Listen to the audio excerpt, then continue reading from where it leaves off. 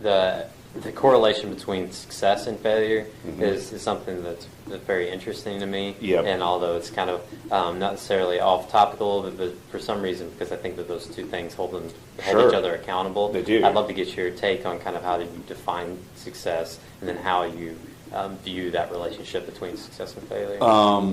Well, okay, first of all, like basically, I think you actually learn much more from failures than you do successes. Yeah. Why do you think that is? I think that a failure is just more intense. Like, success sometimes you can take for granted. So anything that you fall down on, tends to hurt more. Yeah. And so I just think that you take it to heart more. I think overall, on balance, whenever you always want to be improving. So anything that you fell on, it kind of makes you, again, actively think on what can I do to get better. Yeah. And I think it was like, I was like reading some quote or some article about Bill Gates, and he was saying they tend to hire at the management level someone who's had a failure, like a business failure. Oh, like yeah? who started a business just because they feel that they've learned so much. That's cool. And I can see that, that you've, just because you've jumped into something, not done well at it, or, just it fell apart on you, doesn't mean you're not smart or you're not capable of doing something else. And in fact, it's almost a matter of like what you do with that. Yeah. Once you get up off the ground. Is really your measure. Yeah.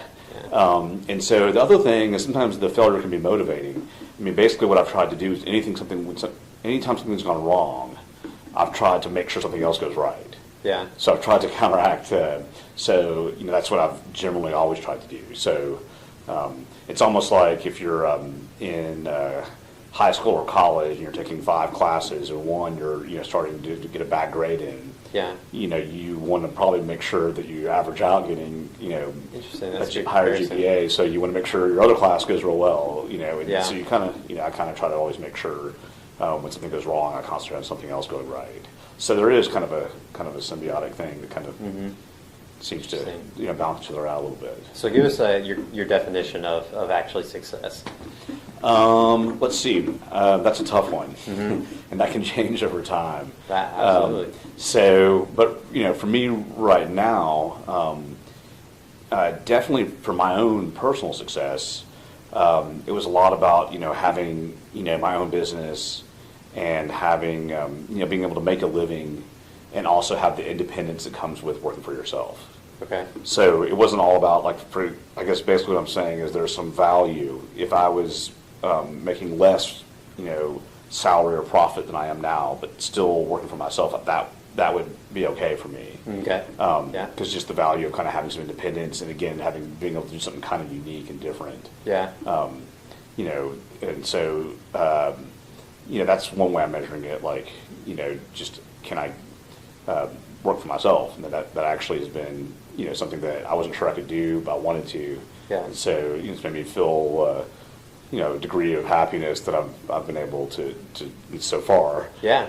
Be doing that. The other thing is I think it's important, from a business standpoint, like from entrepreneur stuff, whatever, is like no way around it. You have to concentrate on making sure you're making a profit. Yeah.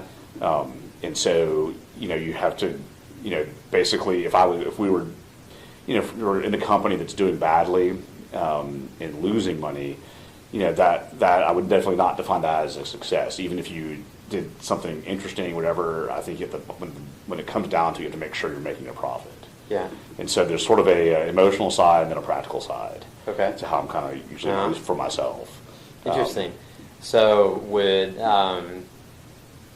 is failure the flip side of that? Yeah. Yeah. Yeah. I think you could, it would be exactly the opposite of that. So okay. So if your business started to go into the red and whatever, I guess, went out of existence, then that would be a failure. I would see that no way around it as a failure. Yeah. I don't know.